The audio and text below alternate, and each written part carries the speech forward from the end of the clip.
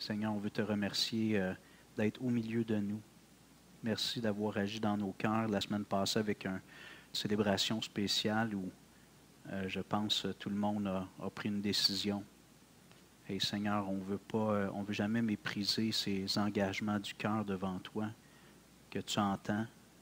Maintenant, tu as une Église qui, d'un seul pas, a fait un pas pour être encore un peu plus consacrée à toi. Alors, avec ces hommes, ces femmes qui ont le cœur bien disposé, tu peux faire des grandes choses. On te loue pour ça, Seigneur. À toi soit la gloire, notre Dieu. Amen. Merci. Quelques annonces. René, es-tu prête à projeter? Je vous ai envoyé cette semaine un sondage. Ça fait partie du parcours Vitalité. Puis c'est une firme externe qui comptabilise les données puis qui va revenir nous les présenter. OK? Alors, j'ai envoyé un courriel. Pour ceux qui ont reçu le courriel, ça s'appelait sondage. Attendez, un petit peu important. On voit-tu le titre, René? Je ne vois pas. OK, sondage Vitalité. Comment? OK. Ouais, c'est parce que j'avais écrit à Martial. Alors, dans le courriel, là, si tu veux descendre, ça c'est un message à Martial. Il est marqué ici, souvent c'est en bleu, c'est un lien hypertexte. Quand vous cliquez dessus, ça ouvre le sondage. Tu veux-tu cliquer, René, s'il te plaît? Alors, si vous êtes capable de le faire informatique, ça permet à la firme qui fait la comptabilisation de ne pas être obligé de rentrer les données à main. OK? Mais on est conscient qu'il y en a plusieurs qui ne sont pas familiers avec ça. Fait que j'ai demandé à Martial d'imprimer des copies. Je ne sais pas si quelqu'un voudrait aider André. Alors, ceux qui ne peuvent pas le faire à l'ordinateur, prenez une copie, puis il faudrait le remettre au plus tard. Ça serait le... En tout cas, on a jusqu'au 11. Martial?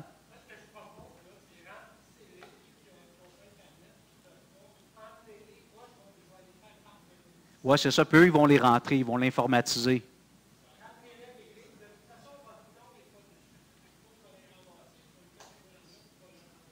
OK. Alors, tous ceux qui ne peuvent pas le faire informatique, faites-le papier, s'il vous plaît. Il y a quand même pas loin d'une cinquantaine de questions, René. Ça t'a pris combien de temps, toi, tu dirais? OK. Fait que, mettons... je l'ai envoyé cette semaine, je le renverrai aussi, mais oui, merci.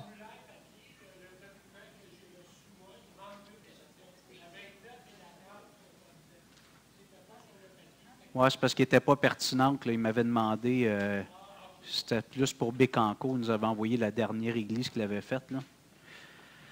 Alors, si vous pouvez remplir ça, là, c'est le 11 octobre, hein? C'est ça? On a jusqu'au 11 octobre pour le remplir. Donc, si vous pouvez le faire cette semaine ou au plus tard la semaine suivante pour le ramener le 9. OK? Merci de répondre à ça. Ça, dans le fond, ça va nous donner un petit peu un portrait de l'Église. Là, on a des cœurs bien disposés à servir Dieu, à se consacrer au Seigneur. Je ne dis pas que ce n'était pas là avant, mais on a fait un pas dans cette direction-là. Merci. Excuse, tu veux-tu revenir? Je ne l'ai pas exploité. Là, si tu cliques dessus, ça l'a-tu ouvert tantôt? OK. Puis si on descend, il faut faire OK, j'imagine? OK. Suivant. OK. Puis là, vous cochez chacune des questions. Il en manquerait 2, 29 et 30? OK.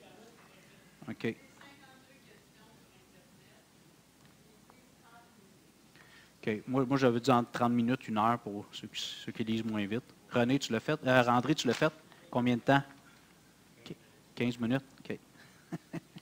OK, super. Il y a aussi, on a le 50e de Sembec, puis on avait déjà comme rempli une table, c'est 10 personnes, mais il y a d'autres personnes qui ont manifesté de l'intérêt. Donc là, j'ai dit à Sylvain Paradis, je l'ai vu cette semaine, j'ai dit, on va peut-être prendre une autre table, mais j'aurais besoin de... Y a-t-il quelqu'un qui a noté les noms l'autre fois? Moi, je l'ai ici, mais... OK, fait que j'avais les Rousseau, les Étier, excusez, là, c'est un petit peu un meeting maison, Robichaud, aidez, OK, Cormier, Elisabeth et Martin, allô à la maison. Ils ont eu la COVID, vous avez vu ça passer. Les Beaulieu. Ça, c'est les 5 couples que j'avais. Puis ça fait une table. Mais il y a Catherine, qui d'autres, dont il y avait d'autres. Roland et Jean-Roch. C'est quand même 80 $ par personne, OK? Fait que si vous dites oui, il faut que vous, vous payiez. Parce que nous, l'Église, on va comme payer d'un trait, puis après ça, on va juste récolter l'argent. Jean-Roch et Rolande, Catherine. Fait que si j'aime. Puis est-ce qu'il y en a d'autres qui aimeraient venir? C'est un vendredi soir, c'est à Saint-Hyacinthe. OK? C'est un souper, 4 services. Bon, on m'a dit qu'il y allait avoir un petit verre de vin, ceux qui en veulent, je pense, ou un petit apéro, là, quelque chose. Là, mais... Puis évidemment, le but, c'est de célébrer les 50 ans de Sembec. Je m'excuse, je l'ai passé vite. L'objectif, c'est de fêter 50 ans. Tu y vas-tu, Suzy, toi? Je ne sais pas si jamais il n'y a pas de table à ton église, tu viendras avec nous. Puis M. Desilets, lui? Non? Tu y vas-tu, toi, au 50e de Sembec? OK, mais là, je t'en parle. Okay. J'ai aussi des petits cartons qui parlent de la fondation. Alors, Sylvain Paradis était venu parler de la fondation Sembec. Vous vous souvenez, ça fait plusieurs mois, on était la première église. J'ai des petits cartons ici. Puis, je ne sais pas, André, es-tu bon pour distribuer encore? Pas obligé d'en donner à tout le monde. Ceux qui veulent juste s'informer sur la fondation, le reste, les mettre sur la petite table, s'il vous plaît. Oups. André, tu avais marqué Catherine puis les Germains. Tu avais écrit Catherine puis Jean-Roch Rolande. OK, merci. Je l'ai ici, mais... OK, ça va pour ça. Une autre petite annonce rapidement. On a l'Action de grâce qui s'en vient bientôt, le 9 octobre. Alors, il y a une feuille comme ça qui a été épinglée sur le babillard. Puis on vous invite à mettre votre nom, puis dire quels fruits ou quels légumes vous voudriez amener. Puis on va avoir une table, on va couvrir la table d'abondance. Puis après ça, on va se partager ça entre nous. Donc, un petit geste pour souligner l'Action de grâce, donc exprimer notre gratitude au Seigneur. OK? Alors, il y a une feuille comme ça d'épinglée sur le babillard. Je vais essayer de penser de le rappeler ou à la fin. Mais si vous voulez mettre votre nom puis dire ce que vous prévoyez amener, s'il vous plaît. Pas des fruits décoratifs, hein? Des légumes décoratifs, non? Les citrouilles pas mangeables, on laisse faire. Oui.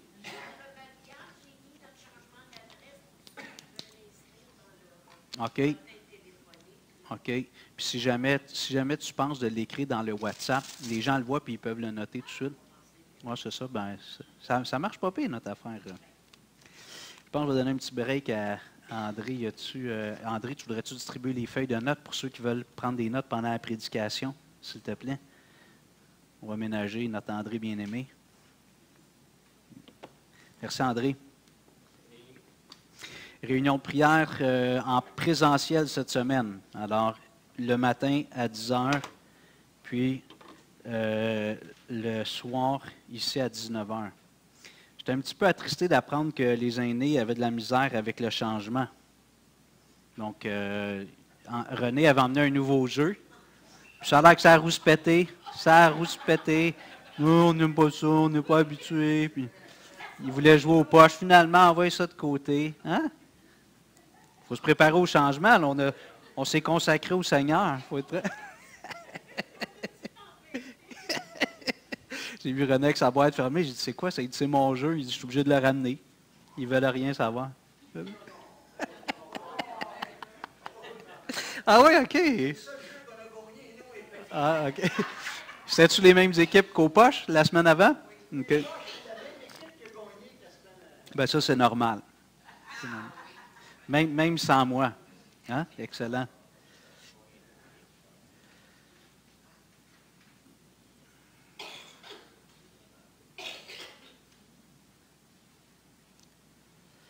Je voulais juste vous partager que ce que moi, je vous ai partagé que je prenais comme décision la semaine passée, ce que je remettais au Seigneur. Je vois déjà des beaux fruits dans mon cœur. Je suis béni. Je suis béni. Il faudrait vérifier, Martial, tu sais, il y avait une poubelle en métal que la compagnie... Es-tu encore là? Parce que, OK. Parce que là, si on veut brûler, ça prend quelque chose qui... Jean-Roch, Rolande, avez-vous une chaudière en métal, vous autres? Ah, c'était celui qui était en bas? Merci. OK. OK. Est-ce qu'on pourrait vous l'emprunter pour brûler les trucs tantôt? OK. Fait que si vous voulez, après le culte, là, on va jaser un petit peu, puis on va se retrouver dans 5-10 minutes après dans le stationnement. Enlever les vidanges dedans. OK, merci beaucoup. C'est gentil. Alors, je vous partageais que moi, je vois déjà des bienfaits de la décision que j'ai prise dans mon cœur. Ça me fait du bien.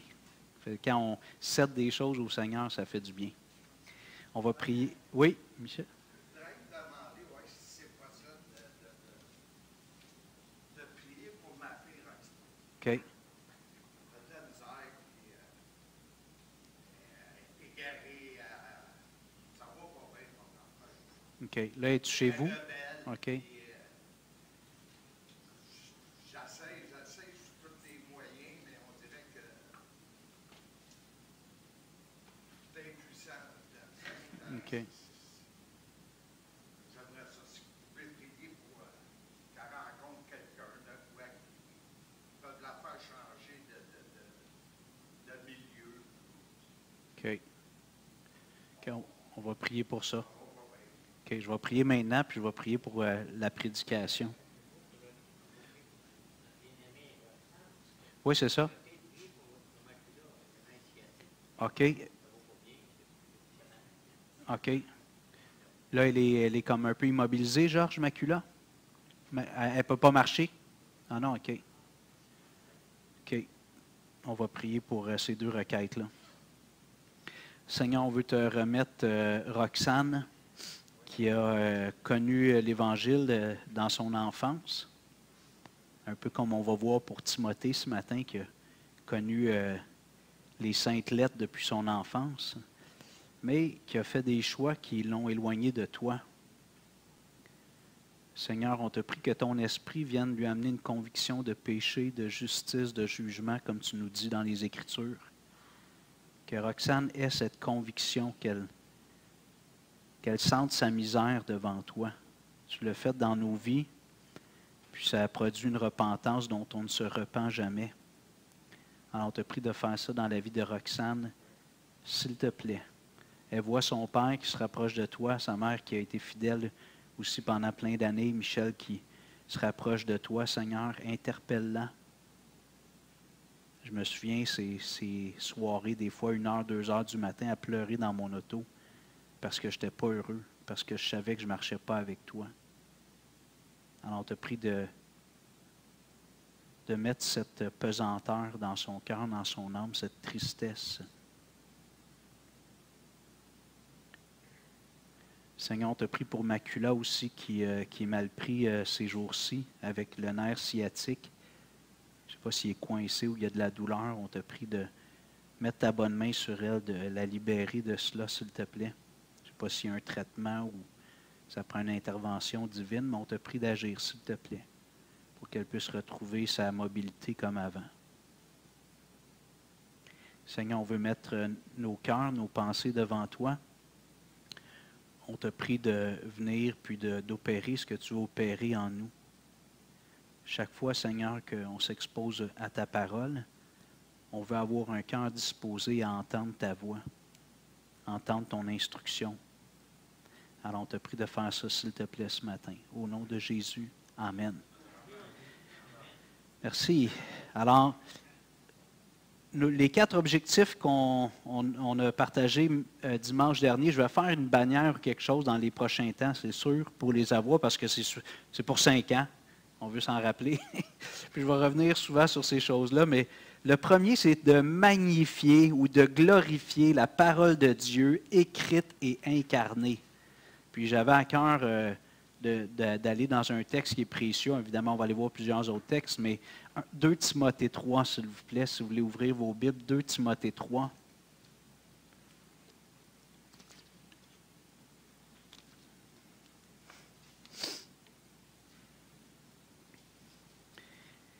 La parole de Dieu, la Bible, est vraiment essentielle. Tu sais, dans la vie chrétienne, il y a plein de disciplines, des choses qui sont extrêmement importantes, mais si jamais on était peut-être un peu moins vaillant sur un de ces points-là, il va y avoir des effets, mais si on s'éloigne de la parole de Dieu, c'est la catastrophe. Soit théologique ou morale. Si on s'éloigne de la parole de Dieu, c'est soit qu'on va errer théologiquement, on va croire des mensonges, ou ça peut être un égarement moral. Et là, on est malheureux, on fait de la peine à Dieu, on se fait du mal à nous-mêmes, on fait du mal aux gens autour de nous. Et Paul dit dans 2 Timothée 3, verset 10 et suivant, il écrit à Timothée, « Pour toi, tu as suivi de près mon enseignement, ma conduite, mes projets, ma foi, ma douceur, mon amour, ma constance, mes persécutions, mes souffrances. À quelle souffrance n'ai-je pas été exposé à Antioche, à Icône, à Lystre? Quelle persécution n'ai-je pas supportée? Et le Seigneur m'a délivré de toutes. Or, tous ceux qui veulent vivre pieusement en Jésus-Christ seront persécutés. Mais les hommes méchants et imposteurs avanceront toujours dans le mal, égarant les autres et égarés eux-mêmes. Toi, demeure dans les choses que tu as apprises et reconnues certaines, sachant de qui tu les as apprises. Dès ton enfance, tu connais les saintes lettres, qui peuvent te rendre sage à salut par la foi en Jésus-Christ. Toute écriture est inspirée de Dieu et utile pour enseigner, convaincre, pour corriger, pour instruire dans la justice, afin que l'homme de Dieu soit accompli et propre à toute bonne œuvre. Alors, Paul était un apôtre par excellence. Donc, on voit il parle de lui-même, ce qu'il a vécu, puis c'est un homme qui a été persécuté. Il garde la bonne attitude à la fin du verset 11, et le Seigneur m'a délivré de tout. Il avait toujours confiance en Dieu. On voit dans certaines lettres, comme 2 Timothée, entre autres, des fois un peu de pessimisme, je ne sais pas si c'est le bon terme, mais il est moins optimiste qui va sortir, puis il voit la fin qui arrive. Mais quand même, quand on regarde la vie de cet homme-là, c'est incroyable. À partir de sa conversion, avant sa conversion, c'était un homme très engagé dans le judaïsme, mais c'est un homme dont la vie a été transformée radicalement, puis qui est un modèle pour tous les chrétiens aujourd'hui. Jésus, c'est l'exemple parfait. Puis après ça, dans les Écritures, pour l'Église, on a Paul qui vient certainement en deuxième rang, tant qu'à moi, comme exemple, parce qu'on a beaucoup d'informations sur lui, mais... Puis l'apôtre Paul insiste ici, il parle au début dans les versets 10 à 13 un peu du contexte. Il présente un contraste entre le véritable ministre de Christ, puis les hommes méchants et imposteurs. Et comme je dis souvent ici à l'Église, c'est fantastique parce que quand j'ai appris à vous connaître il y a 5 ans, puis encore aujourd'hui, je vois une Église qui est bien affermie. Ça, c'est grâce à André, il y a eu Miguel, Daniel, les autres enseignants qui sont venus régulièrement prêcher, ici Martial qui a prêché aussi plusieurs fois. L'Église est bien fondée. Maintenant, on rêve de voir l'Église se développer, puis d'avoir des nouveaux. Puis cet héritage-là que l'Église a, cette valeur-là forte, qui est vraiment une grande valeur, il faut la transmettre. Puis évidemment, chacun d'entre nous, on doit être vigilant parce que même dans les derniers 1000, on pourrait être séduit à un moment donné par un mensonge, des fois de vivre une épreuve qu'on n'avait jamais anticipée. C'est arrivé malheureusement dans l'histoire des hommes, des femmes qui étaient vraiment des hommes, des femmes exemplaires dans leur foi, puis ils vivent quelque chose, puis ils perdent le nord spirituellement.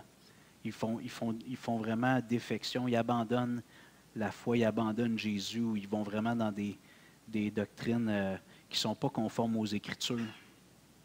Paul pouvait dire, lorsqu'il écrivait aux chrétiens, « Soyez mes imitateurs, comme je le suis moi-même de Christ. » Et c'est ce qu'il est un petit peu en train de dire à Timothée, puis après ça, il va l'exhorter à s'attacher aux Écritures, puis on va réfléchir sur cet aspect-là ce matin, mais juste le contexte, il parle des hommes méchants, des hommes imposteurs qui, malheureusement, entraînaient des âmes mal affermies, ils étaient égarés eux-mêmes, puis ils entraînaient eux-mêmes, c'est-à-dire ils entraînaient d'autres personnes dans leur égarement. Jésus a dit, en écrivant aux disciples dans Jean 15, « Si le monde vous hait, sachez qu'il m'a haï avant vous. Si vous étiez du monde, le monde aimerait ce qui est à lui. Mais parce que vous n'êtes pas du monde et que je vous ai choisi du milieu du monde, à cause de cela, le monde vous hait. Souvenez-vous de la parole que je vous ai dite, le serviteur n'est pas plus grand que son maître. S'ils m'ont persécuté, ils vous persécuteront aussi. S'ils ont gardé ma parole, ils garderont aussi la vôtre. » Et ici, Jésus nous met en garde, où il nous avertit, il dit, « S'ils m'ont persécuté, c'est sûr que vous aussi, l'Église, mes disciples, si vous vivez selon mon enseignement, vous allez attirer des persécutions. » On peut remercier le Seigneur, on vit dans un pays qui a été quand même en partie fondé, je ne veux pas aller dans toute l'histoire avec les Premières Nations qui étaient là avant, mais du moins depuis que les Européens sont arrivés, ça a été bâti avec des valeurs judéo-chrétiennes. La foi chrétienne était assez bien implantée un peu partout dans la société. Donc, on ne peut pas dire qu'on vit dans une terre qui est profondément hostile au christianisme, mais les temps changent. Hein? On le voit dans les valeurs. Les temps changent. Puis, j'ai l'impression, pour l'instant, c'est plus des fois des orientations politiques qui commencent à pénaliser les chrétiens. Mais ça peut arriver malheureusement aussi des vandalismes sur les bâtiments, puis peut-être même de la violence physique. Mais Jésus a dit, si ça arrive, soyez pas surpris. Si ça arrive, soyez pas surpris parce qu'ils m'ont fait subir ça aussi. Alors Paul, puis ça nous interpelle parce que justement, quand les persécutions arrivent, en quelque sorte, si on n'est pas bien enraciné dans notre foi, on n'est pas nourri de la parole de Dieu, on va prendre la clé des champs, parce qu'on ne voudra pas... bonjour, mesdames. Sentez-vous à l'aise, il y a une colonne, là, si vous voulez vous déplacer comme vous voulez. Okay. Maintenant, Paul dit à Timothée, à partir du verset 14, 2 Timothée chapitre 3, verset 14, en passant, Timothée, il était en charge d'une église. Là. On imagine des fois le petit jeune dans la foi, mais c'est un pasteur. Il a été formé par Paul, il a vécu... c'est pas un petit gars ou un flambant neuf dans la foi, mais pour Paul, c'est comme son fils. Puis il l'exhorte quand même à... Mais Timothée est un homme mature déjà dans la foi, puis il marche avec Dieu. Voyons, je cherche, mais excusez-moi. OK. En parlant. Alors, toi, demeure dans les choses que tu as apprises et reconnues, certaines, sachant de qui tu les as apprises. Dès ton enfance, tu connais les saintes lettres qui peuvent te rendre sage à salut par la foi en Jésus-Christ. Ce matin, je vais vraiment analyser, pas tous les mots, mais presque, on va faire une étude textuelle qui ne sera pas nécessairement approfondie sur tout le sens dans la langue originale, mais je veux m'attarder sur les mots. Paul dit « toi, Timothée », il s'adresse à l'individu. Et chaque chrétien est responsable devant Dieu. Ce n'est pas quelque chose de collectif. On a un rôle de prendre soin les uns des autres, de se protéger, se garder, s'exhorter les uns les autres. Mais chaque chrétien pourrait être adressé ici par Paul directement de façon personnelle. Toi, chacun d'entre nous, on a la responsabilité de rester près des Écritures, de se laisser transformer par les Écritures. Paul s'adresse directement à Timothée et je nous encourage ce matin à entendre ce message-là comme si c'est le Seigneur qui me parle à moi directement. Pas parce que c'est Hugo qui parle, parce que le texte dit ça. Toi, Timothée, demeure. Le mot ici, demeurer, c'est de rester en place. De rester en place, d'être stable au même endroit. Alors souvent, on va dire, le christianisme, il ne faut pas faire du surplace, sinon on recule. Attention, dans la doctrine, il faut être bien enraciné, puis rester en place. Parce que la doctrine de Dieu ne change pas. Une fois, j'avais fait un projet missionnaire, Yvon puis Muriel Côte-Noire étaient là, on ne se connaissait pas vraiment, mais on s'est rencontrés là-bas. Puis j'avais aimé l'image qu'un pasteur m'avait donnée, puis il disait, alors là, vous allez voir, il n'y a pas de contradiction avec ce que je viens de dire, mais je trouve ça intéressant. Il dit, en théologie, plus on avance dans la foi, plus on découvre Dieu. Et si on prétendait aujourd'hui dire, nous, on a tout compris, puis il n'y aura pas de nouvelles découvertes dans les Écritures, ça serait prétentieux, puis à quelque part, on serait berné par nous-mêmes. Mais le message est là, le texte noir sur blanc ne change pas. Le texte ne change pas. Maintenant, moi, je vais faire des découvertes, puis Dieu va me faire grandir dans ma foi. Puis, le pasteur disait, on a tendance, nous, les êtres humains, on aime ça quand c'est très stable, on n'aime pas la mouvance. Puis, il prenait l'exemple un peu des balançoires, tu sais, qu'on est assis deux face à face, là, tu sais, des balançoires de jardin. Puis, il dit de grandir avec Dieu, il y a un petit peu ça. C'est un peu comme un tango. On avance avec le Seigneur, puis il y a du mouvement, mais nous, on n'aime pas ça. On veut tout cimenter. Puis là, c'est pour ça qu'on crée les systèmes théologiques ou les théologies systématiques. Puis là, on va par exemple, là, je vais dire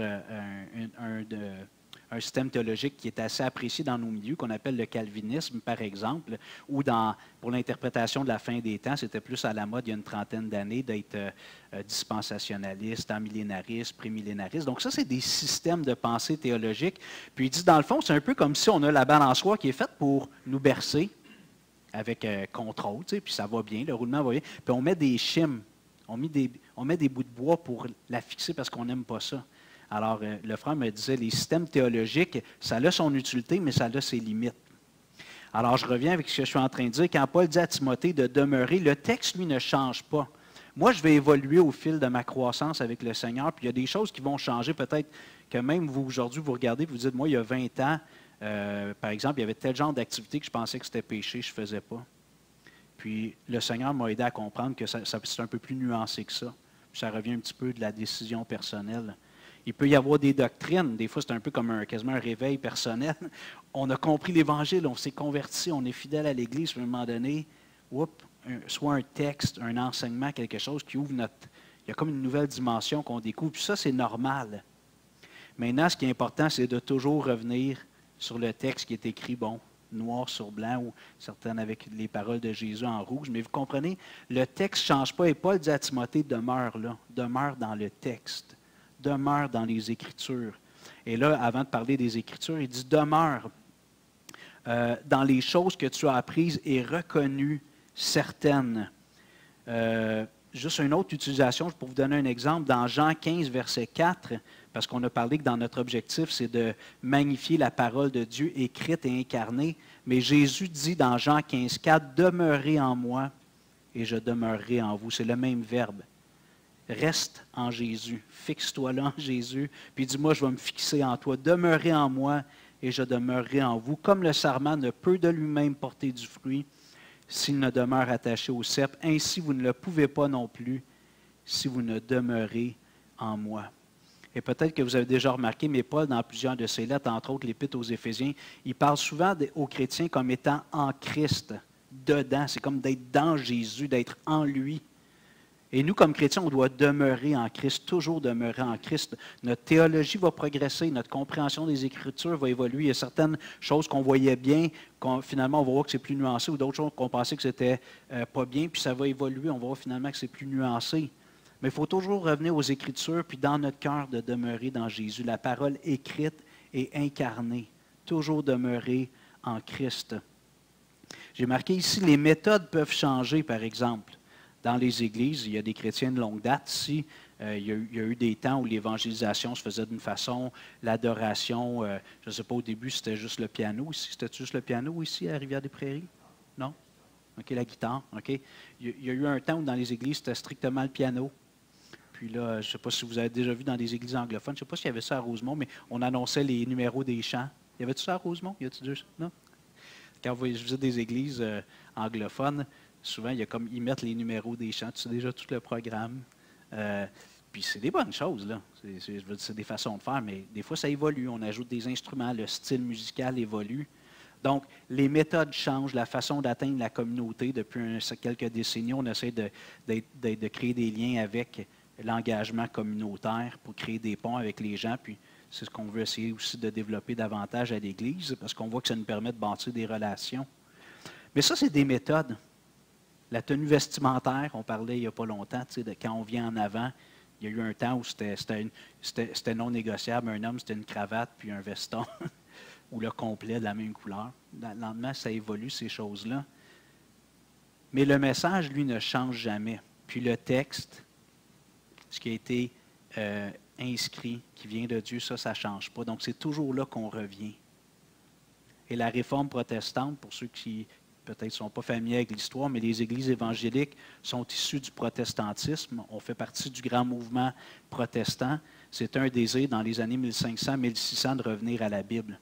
Donc, c'était des gens qui étaient dans l'Église traditionnelle catholique, puis qui, en lisant les Bibles, ils voyaient que finalement, au fil des siècles, l'Église traditionnelle avait fait fausse route sur des doctrines, sur des pratiques, puis il y a eu un désir de dire on revient aux Écritures. Mais malheureusement, quand je suis allé à Genève, il y a peut-être 7-8 ans, en tout cas, je ne me souviens pas, mais je suis allé dans l'église, la cathédrale, je me souviens bien, Saint-Pierre, ou la cathédrale Saint-Pierre. C'est là que Calvin prêchait à Genève, comme ils disent les Français, les Suisses, Genève. Il prêchait là, j'ai pu aller monter dans la, comment on appelle ça, pas la nef, la quoi? La chaire, tu sais, tu montes, puis... Mais l'Église est rendue libérale, il n'annonce plus l'Évangile là-bas. Puis ça, c'est une église où un des grands réformateurs, Jean Calvin, l'église luthérienne aussi, plusieurs églises luthériennes sont rendues libérales dans leur théologie.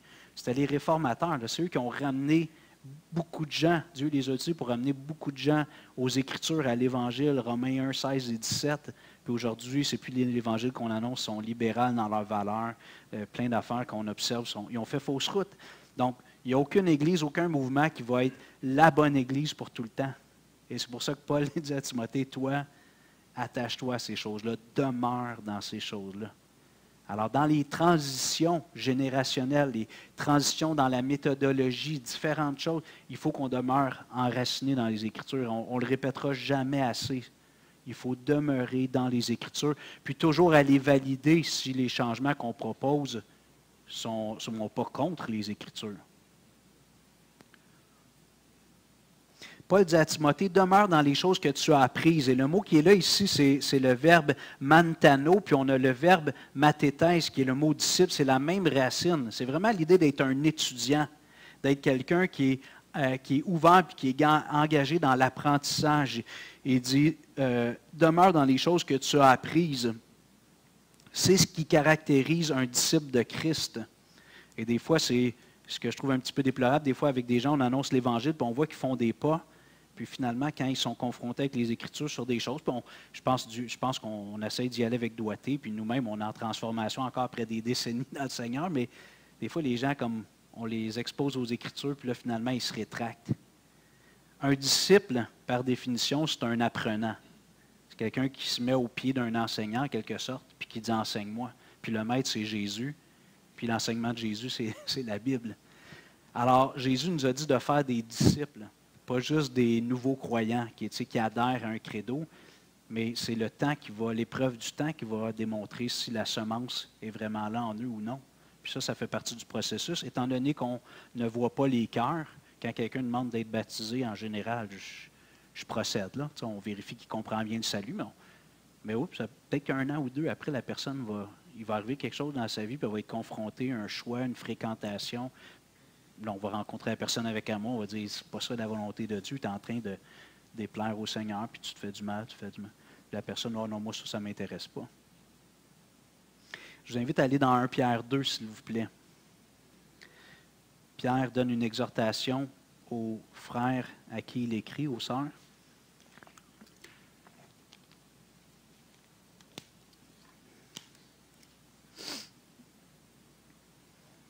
1 Pierre 2, verset 1.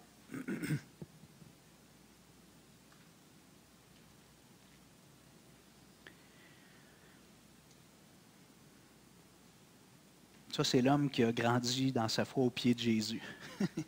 Rejetant donc toute méchanceté et toute ruse, la dissimulation, l'envie et toute médisance. Ce qu'on a fait dimanche passé, c'est un petit peu ça. On a rejeté quelque chose. On a décidé de laisser derrière des choses. Soit des mensonges, soit on a parlé plusieurs, c'était de la rancune ou du ressentiment. On a décidé de rejeter des choses qui ne sont pas bonnes. Rejetant donc toute méchanceté, toute ruse, la dissimulation, l'envie et toute médisance. Et un coup que tu as rejeté ça, c'est pas juste de rester là puis maintenant d'attendre. Désirer, il y a un mouvement vers l'avant, désirer comme des enfants nouveau-nés, le lait spirituel et pur, afin que par lui vous croissiez pour le salut, si vous avez goûté que le Seigneur est bon. J'aime beaucoup Pierre, souvent il est court, mais c'est compact, il y a du stock dans ce qui est écrit. Désirer comme des enfants nouveau-nés. Alors évidemment, l'image est facile, hein? Vous avez peut-être eu des enfants, puis quand vos enfants ils veulent le lait, ça pleure, puis dès qu'on met le biberon ou le sein de maman, oups, c'est drôle, il se tait, puis il tète. Il est comblé. Et Pierre dit, vous devez désirer la parole de Dieu comme ça, comme des enfants qui ont faim, qui veulent le sein maternel ou le biberon, peu importe, mais désirer comme des enfants nouveau-nés le lait spirituel et pur. Et là, ici, on sait qu'il parle des Écritures. Là, je ne me souviens pas des termes grecs, j'ai oublié de vérifier, mais afin que par lui, vous croissiez pour le salut. Et là, il ajoute, si vous avez goûté que le Seigneur est bon. Il y a comme une validation.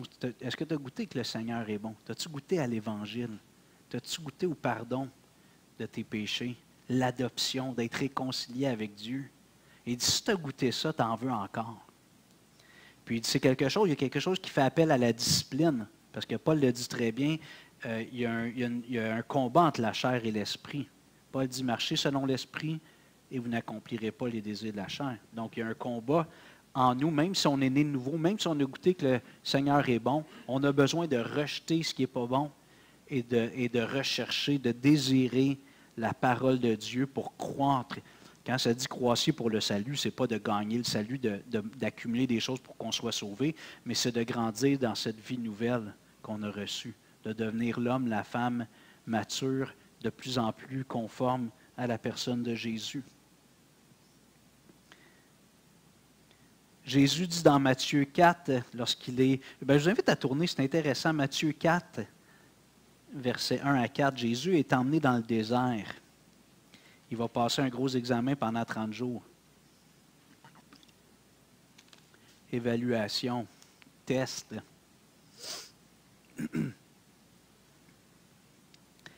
Matthieu 4, verset 1. Alors Jésus fut amené par l'Esprit dans le désert pour être tenté par le diable. Juste là, quelque chose de, pas d'intriguant, mais d'un peu surprenant. Jésus est emmené par l'Esprit pour être tenté. Pour être éprouvé. Le mot tenté, c'est une épreuve, c'est comme un test. Okay? Pour être éprouvé. Verset 2, après avoir jeûné 40 jours et 40 nuits, j'ai dit 30 tantôt, je m'excuse, 40 jours, 40 nuits, il eut faim. C'est normal. 40 jours, 40 nuits. Le tentateur s'étant approché, quand Jésus est dans un état de faiblesse, si vous permettez, il a faim, là, 40 jours. Le tentateur, ça en dit long, s'étant approché, lui dit, « Si tu es Fils de Dieu, ordonne que ces pierres deviennent des pains. » En toute franchise, là, ça aurait été comme légitime. Si Jésus avait dit, hey, bonne idée. Il n'a pas besoin de faire une marche pour aller trouver de la nourriture. Là, il sort de son jeûne. Puis ça aurait été légitime à la limite. Mais Jésus comprend le contexte, sait que c'est Satan qui est en train de le tenter. Puis Jésus lui répond au verset 4 en citant le Deutéronome. Jésus répondit, il est écrit, l'homme ne vivra pas de pain seulement, mais de toute parole qui sort de la bouche de Dieu. On l'a chanté en tantôt. Puis moi, je me souviens, quand je me suis converti, j'ai appris ça, puis à l'église de Longueuil où j'allais, on chantait « L'homme ne vivra pas » comme on chantait un matin. C'est le premier chant que j'ai appris à jouer à la guitare. Puis, à un moment donné, je lis le texte dans Deutéronome. C'est ça, hein? La référence est-tu Deutéronome 6? 8, OK. Merci. Puis là, je lis l'Ancien Testament, puis je vois que Jésus cite Deutéronome 8. Puis là, je me mets à réfléchir, puis je me dis, dans le désert, le peuple n'avait pas tous une copie de la Bible. Il y avait les tables de la loi qui avaient été données, puis peut-être que plusieurs étaient illettrés, on ne sait pas, mais moi, ça m'a emmené à réfléchir, puis de réfléchir sur le fait que de me nourrir de la parole de Dieu, est-ce que ça signifie de la lire puis de la connaître avec ma tête? Puis quand je me fie au peuple d'Israël, Dieu leur dit, je vous ai appris, je vous ai fait errer pendant 40 ans, avant que vous appreniez que l'homme ne vivra pas de pain seulement, mais de toute parole qui sort de la bouche de Dieu, c'est de mettre en pratique la parole de Dieu. Vous vous souvenez, la semaine passée, on a regardé le passage quand Jésus dit l'homme qui bâtit sa maison sur le roc en contraste avec celui qui bâtit sur le sable. C'est quoi la différence entre les deux, vous souvenez-vous? Comment? Mais qu'est-ce qui est différent entre les deux hommes, entre le sage puis le fou? Un est sage, l'autre est fou. Les deux entendent la parole de Dieu, mais il y en a un qui l'a mis en pratique. L'homme sage, c'est celui qui met en pratique. Juste de connaître la parole de Dieu, ce n'est pas suffisant. L'entendre, puis avoir la tête bien remplie. Si je ne la mets pas en pratique, je ne suis pas en train de bâtir sur le roc, je suis en train de bâtir sur le sable. Donc, de me nourrir de la parole de Dieu, c'est oui de la connaître, mais de la mettre en pratique. Puis nous, ici dans notre culture qui est un petit peu plus intellectuelle par rapport, par exemple, à la culture hébraïque, pour les Hébreux, l'être humain, c'est un tout. Puis ce que tu vis, ce que tu penses, c'est pris ensemble. Nous, on a tendance dans la pensée grecque, entre autres, on est un peu influencé par la pensée grecque, puis un peu plus académique, puis cérébrale. On peut, comme ça, on peut démêler, dire, moi, je crois en Jésus, tu sais, avec ma tête, toute l'information, je la sais, mais dans ma vie, il n'y a pas de cohésion entre ce que je crois et ce que je vis. Et dans la Bible, quand Dieu parle à son peuple, puis aux disciples, il n'y a pas cette séparation-là. Tu crois en Jésus, tu suis Jésus. Ce n'est pas dissociable. Jésus dit aux disciples, à un moment donné, quand il parle de nourriture, il leur dit, « Moi, ma nourriture, c'est de faire la volonté de celui qui m'a envoyé. » Jean 4, 34. Vous l'avez dans les notes, ceux qui ont la feuille. Ma nourriture. Et là, quand je méditais sur ça, je me disais, « Wow! Moi, je veux demeurer dans la parole incarnée. Je veux être en Jésus. » Puis ce Jésus-là dit que sa nourriture, c'est de faire la volonté du Père. C'est quelque chose. Tu sais, la nourriture, c'est vital. Si on ne mange pas, on meurt. Puis Jésus dit, pour moi, c'est vital. C'est non négociable. Je ne peux pas vivre si je ne fais pas la volonté du Père. Donc, de magnifier la parole de Dieu, écrite et incarnée, c'est d'imiter Jésus. Puis dans ma vie, c'est de dire, je veux aussi pouvoir dire, ma nourriture, c'est essentiel à mon existence, à mon quotidien, de faire la volonté du Père. Et en toute franchise, je ne peux pas dire que je le réalise tout le temps et parfaitement. Mais on veut tendre vers ça. On veut tendre, comme Pierre dit, afin que par lui vous croissiez pour le salut. On veut grandir dans cette réalité. Excusez-moi. Toujours dans notre texte, Paul dit à Timothée, « Demeure dans les choses que tu as apprises et reconnues certaines. » Reconnues certaines. Il y a la force de la conviction. Tout à l'heure, on priait pour Roxane. C'est important que le Saint-Esprit fasse son œuvre dans nos cœurs, puis qu'on soit des gens qui avancent avec des convictions. Et il y a une part qui relève de Dieu. Je vous invite à tourner avec moi dans Jean 16.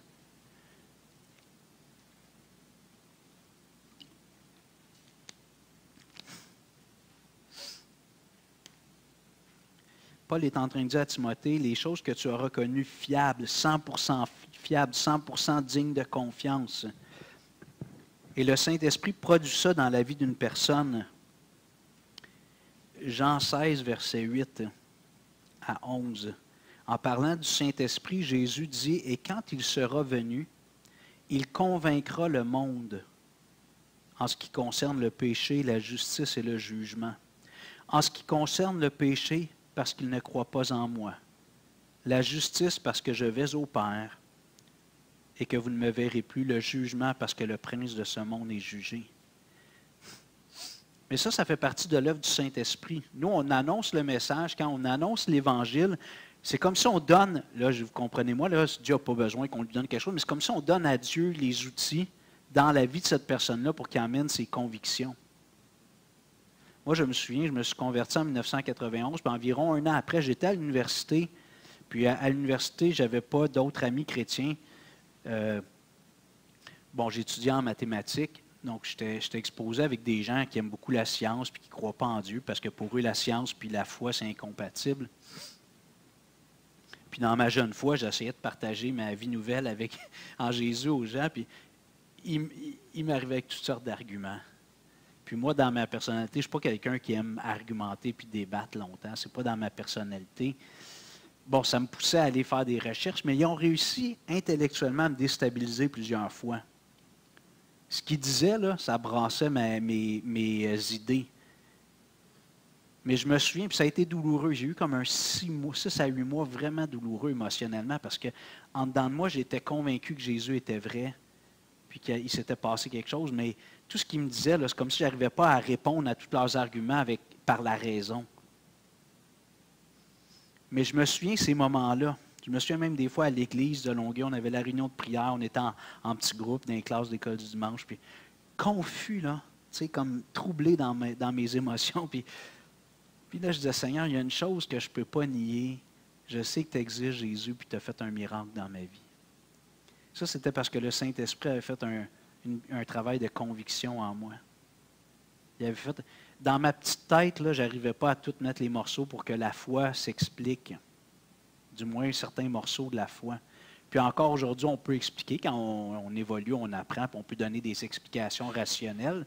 Mais il y a toujours un moment donné où il faut qu'on décroche de la raison puis qu'on fasse confiance à Dieu. Donc moi, c'est ce que j'ai appris durant cette période-là. J'ai appris à faire confiance à la parole de Dieu telle qu'elle est révélée. Puis si dans ma petite tête, je n'arrive pas à répondre aux arguments rationnels, ça ne change rien. Ce n'est pas nécessairement moi le problème, je suis un être humain limité. Mais je me souviens, tu sais, dans ces moments-là, là, tourmenté en dedans de moi, parce qu'il y a comme une partie de ma raison dit, c'est-tu vrai ça? C'est-tu vrai la Bible, Jésus, tout ça? Puis en dedans de moi, il y a quelque chose de fort qui dit, non, non, je suis en train d'y parler à Jésus, là. Puis il a changé ma vie, il a changé mes affections, il a emmené une conviction, il y a eu un cheminement de plusieurs mois.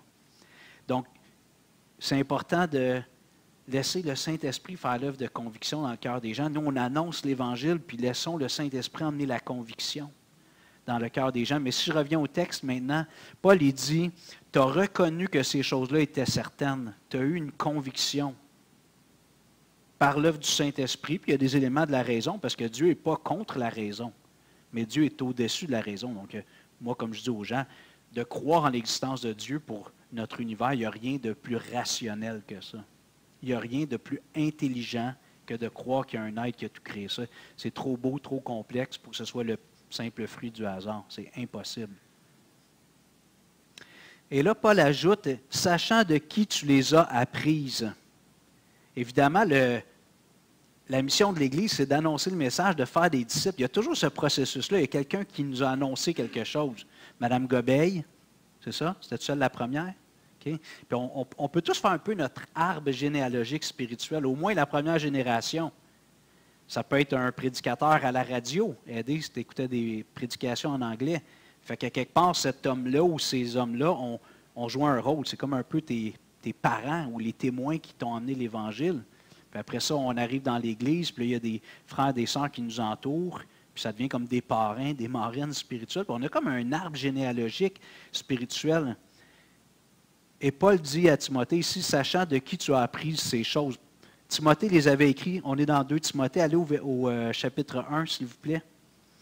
2 Timothée, chapitre 1.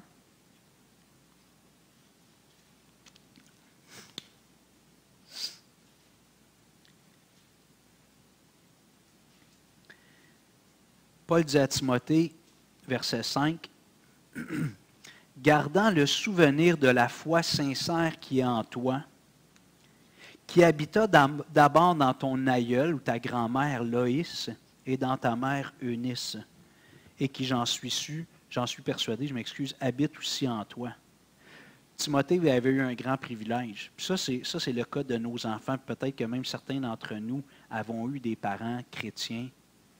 Je pense que c'est une minorité. Je pense que Suzy a eu ce privilège-là. Je ne sais pas, Daniel, oui. OK. Suzette. Alors, d'avoir des parents qui croient en Jésus, qui ont une foi authentique, qui sont des vrais disciples, c'est un privilège immense. Puis là, je parle aux quelques jeunes qu'on a ce matin. Wadley, Maël, Blouma. C'est un privilège immense d'avoir des parents qui ont la foi. Moi, j'ai eu le privilège d'avoir la moitié de mes parents qui avaient la foi, ma mère, pas mon père. Puis ces gens-là, on les connaît. Puis on voit Dieu dans leur vie. Puis même s'ils ne sont pas parfaits. Moi, je me souviens, quand je suis devenu chrétien avec le temps, j'avais tendance à un petit peu à juger mes parents, parce que je savais c'était quoi un disciple maintenant, puis là, on voit les petits morceaux où c'est pas des... Mais j'ai eu des exemples vivants. Ma mère et son mari, ma mère s'est remariée quand j'avais environ 15 ans. Mon frère s'est converti 2 ans avant moi. Puis de voir ces gens-là qui avaient une vie de disciple, c'est puissant. Et Timothée avait eu le privilège d'avoir sa grand-mère puis sa mère. Ça ne nous parle pas de son père qui était probablement un grec. Mais Timothée a eu cet héritage-là, puis évidemment, il l'a reçu de Paul. Parce que Paul l'a pris assez jeune, puis il l'a mis dans son équipe missionnaire. Mais c'est important quand on regarde en arrière, puis c'est ce qui fait aussi que des églises bien fondées vont avoir une espérance de vie normalement assez bonne, parce qu'ils ont été bien fondées par des hommes, des femmes qui ont vécu une vie de disciples, qui ont été attachés aux Écritures, qui sont demeurés en Christ, demeurés dans les Écritures.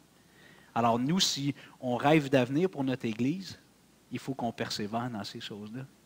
Parce que les gens que Dieu va ajouter à l'Église, il faut qu'on transmette cet attachement profond aux Écritures.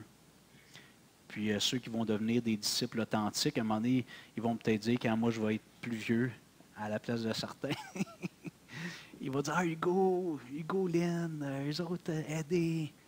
Je suis arrivé à l'Église, ils m'ont entouré, les enseignements, les prières, les encouragements, les exhortations. Vous avez marqué ma vie. Oh, j'ai oublié Marie-Thérèse tantôt d'un jeune. Marie-Thérèse. Elle commence à être moins jeune. Sachant de qui tu les as apprises. On revient à notre texte, verset 15, 1 Timothée 3,15. Je vais continuer la semaine prochaine, c'est certain, mais on va avancer un petit peu avec le verset 15. Donc, je relis le verset 14 juste pour faire le lien. Toi, demeure dans les choses que tu as apprises et reconnues certaines, sachant de qui tu les as apprises. Dès ton enfance, tu connais les saintes lettres qui peuvent te rendre sage à salut par la foi en Jésus-Christ. Et là, je fais un lien avec ce qu'on vient de voir, Timothée, dans 2 Timothée 1,5. Timothée, dès qu'il était jeune, grand privilège. Et quand je dis ça, je trouve ça un petit peu... je ne veux pas mettre de pression sur les jeunes qui grandissent dans une famille chrétienne, parce qu'il y a une part qui appartient à Dieu aussi, dans leur cheminement. Mais quand même, de reconnaître que j'ai un grand privilège d'avoir eu des parents qui aiment Jésus, des disciples de Christ, qui ont vécu une vie de disciples. Ça laisse une trace profonde dans ma vie. Puis Timothée, pas Timothée, mais Paul réfère justement Timothée à son éducation. Dès ton enfance, tu connais les saintes lettres. Et notre quatrième objectif, vous vous souvenez, que je vous ai partagé la semaine passée, de gagner la jeunesse pour Christ. Alors, si Dieu peut nous permettre, avec les jeunes qui sont dans l'Église, et d'atteindre la communauté, comme on a dit, on ne veut pas juste se concentrer sur les jeunes qui sont dans l'Église, on veut avoir des ministères d'évangélisation pour les enfants. On veut que dès leur enfance, ils entendent les saintes lettres, l'Évangile. René m'a envoyé un ministère qui se fait ailleurs cette semaine, suite au message, un ministère des camps de soccer l'été, où les jeunes entraîneurs, c'est des chrétiens. Puis on bâtit un lien, un pont de confiance avec les gens. C'est ouvertement chrétien, il n'y a pas de dissimulation, mais on bâtit des ponts avec ces jeunes-là. Puis Dieu va toucher des... Combien de fois j'ai entendu des histoires des jeunes comme ça qui venaient pas d'une famille chrétienne, puis il y avait un de leurs amis qui était chrétien, puis sont allés au camp, sont allés au camp de soccer, sont allés à l'école du dimanche. Ils se convertissent. Des fois, à l'adolescence, ça brasse un peu. Ils se consacrent au Seigneur. Puis là, ils retracent leur arbre généalogique ou leur héritage spirituel à un ami, une église qui a un ministère, alors qu'on puisse offrir, nous, à la communauté ici. C'est délicat un peu aujourd'hui avec les mineurs, puis tout ça, mais il y a moyen de le faire en ayant des balises, puis de ne pas être pris dans quelque chose qui pourrait être mal interprété, mais d'offrir l'Évangile aux enfants, aux adolescents, aux jeunes adultes. Dès ton enfance, tu connais les saintes lettres. Ici, c'est intéressant, Paul utilise les termes, littéralement, c'est les écrits sacrés. Et là, il parle de la Bible. Bon, à ce moment-là, le Nouveau Testament était en train de s'écrire. La dette de Timothée était en train de... Timothée la lit. Mais il y avait tout l'Ancien Testament. Et pour les chrétiens du Nouveau Testament, les nouveaux chrétiens, la Bible, c'était l'Ancien Testament. Puis les écrits des apôtres étaient en train de s'ajouter. Puis comment c'est reconnu, tout ça, c'est toute une...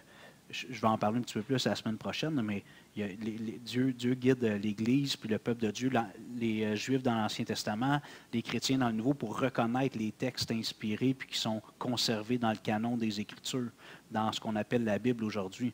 Mais tu connais les écrits sacrés. C'est pas banal. Les écrits sacrés, les écrits qui viennent de Dieu. Et Paul ajoute ici qu'ils peuvent te rendre sage à salut. Et le mot ici qui peuvent, c'est le verbe dunamai, c'est le verbe donner de la puissance. Bon, peuvent, on n'est pas loin en français, mais ça m'amène, j'aimerais vous inviter à aller, vous le connaissez peut-être par cœur, Romains 1, 16 et 17.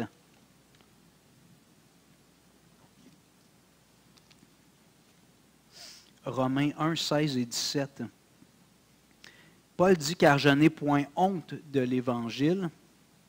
Et là, il ajoute, c'est la puissance. Le mot grec, c'est dynamis. Le verbe qu'on a vu dans 2 Timothée 3, c'est dynamai. C'est la même racine. C'est la puissance de Dieu pour le salut de quiconque croit, du juif premièrement, puis du grec, parce qu'en lui est révélée la justice de Dieu par la foi et pour la foi, selon qu'il est écrit, le juste vivra par la foi. Et ce que je veux souligner ici, c'est que ce livre-là est puissant. Puis je trouve que comme chrétien, avec le temps, on prend un peu pour acquis. Comme je dis souvent, c'est comme le mariage. Tu sais. On prend notre époux, notre épouse un peu pour acquis. On fait moins attention à la relation, on cultive moins la relation. C'est la même chose avec Dieu et avec Jésus. On est comme ça, les êtres humains, malheureusement, on prend pour acquis. Mais ce livre-là est puissant. Et en fait, la puissance est dans le texte et dans la parole de Dieu. Elle n'est pas dans la foi. Des fois, il y a des mouvements comme ça de foi où les gens croient que c'est la foi qui est puissante. Je sais que des fois, comme la façon dont on l'exprime, la ligne est peut-être mince, mais la puissance est dans la parole de Dieu. La foi, c'est juste de recevoir la puissance. Vous comprenez? Alors, quand Paul dit ici, dans Romains 1, 16 et 17, « Je n'ai point honte de l'Évangile », bon, évidemment, on peut prendre une version résumée de l'Évangile, mais on peut prendre toutes les Écritures aussi.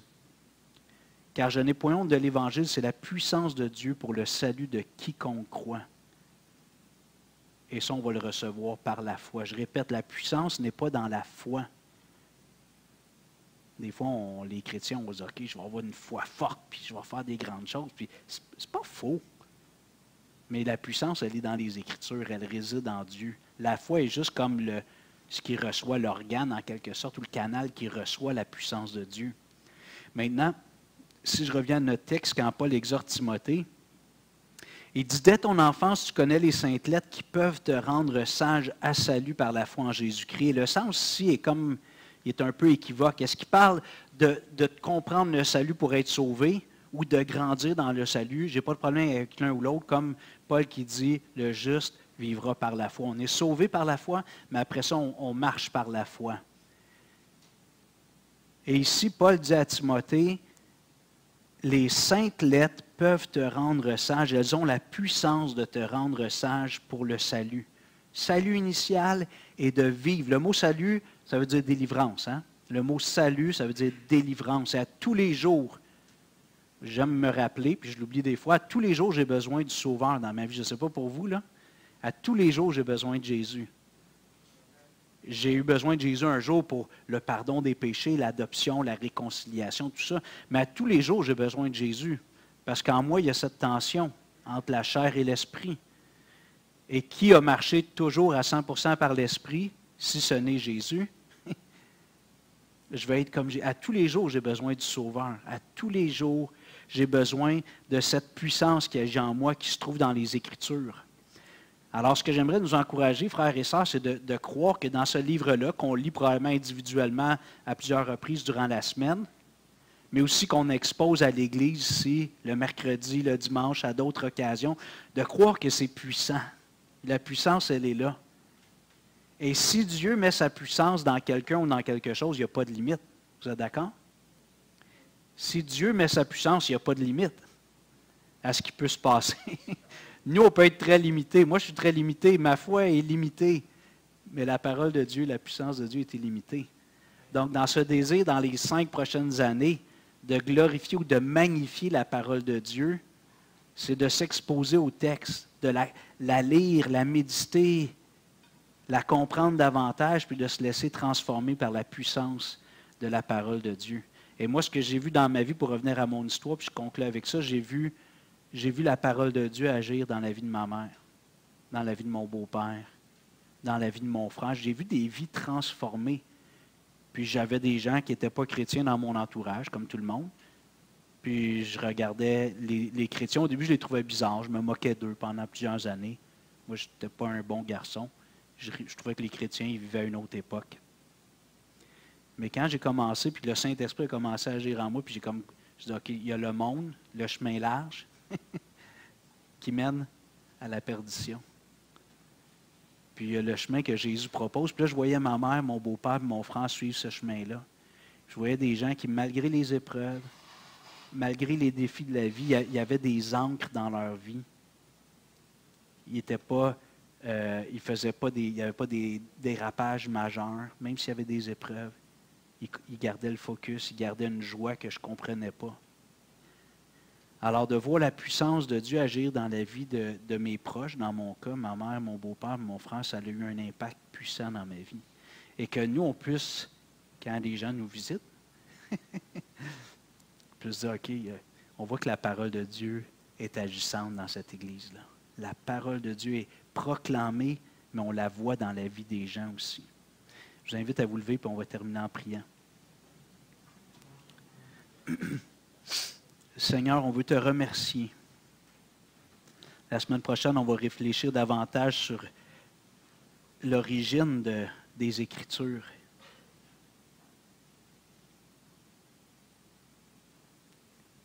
Mais Seigneur, tu as pris soin que ton peuple, depuis Moïse, puisse avoir ta parole consignée par écrit. Tu as dit plein d'autres choses qui n'ont pas été mises par écrit. Mais tu t'es assuré que ce que toi tu voulais que l'être humain ait comme recours, comme ressource pour te connaître, ce soit mis par écrit, transmis, recopié d'une génération à l'autre. Et tu as continué avec Jésus, les apôtres, les disciples qui ont écrit l'histoire de Jésus, l'enseignement de Jésus, les prophéties dans l'Apocalypse de Jésus, cette révélation de Jésus-Christ.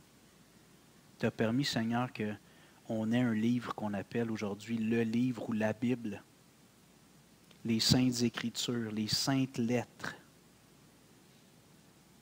Seigneur, aide-nous à ne pas banaliser ou diminuer la puissance des Écritures.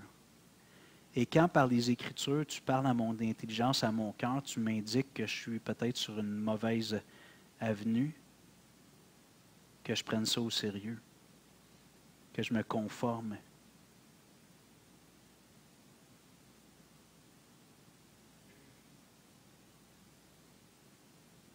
Seigneur, on veut te remercier pour ta parole. Merci pour ton esprit qui a inspiré ces auteurs, plus de 40 auteurs qui ont écrit les 66 livres dans la Bible. Pour ton peuple qui a fait le travail en quelque sorte de conserver, à certains moments aussi de discriminer qu'est-ce qui est conforme à la saine doctrine, qu'est-ce qui ne l'est pas. Et aujourd'hui, plus de 3000 ans après, on a encore la Genèse. On a l'Apocalypse qui a été écrit il y a environ 2000 ans. Merci pour ta parole. Donne-nous d'être des hommes et des femmes de Dieu, comme Paul dit pour Timothée, afin que l'homme et la femme de Dieu soient propres à toute bonne œuvre. Donne-nous d'être cet homme et cette femme par la puissance de ta parole. Au nom de Jésus. Amen. Merci.